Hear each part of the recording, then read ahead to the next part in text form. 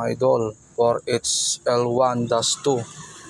Ang pag-uusapan natin ngayon yung camshaft, kung paano i-timing. Ito yung timing mark nyo.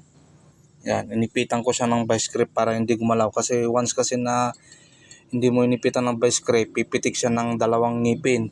So ayan o, yung marka niya. Tapos dito, yan, kung makikita nyo ito mga idol, yung dalawang butas na yan, dito siya sa gitna. Yan.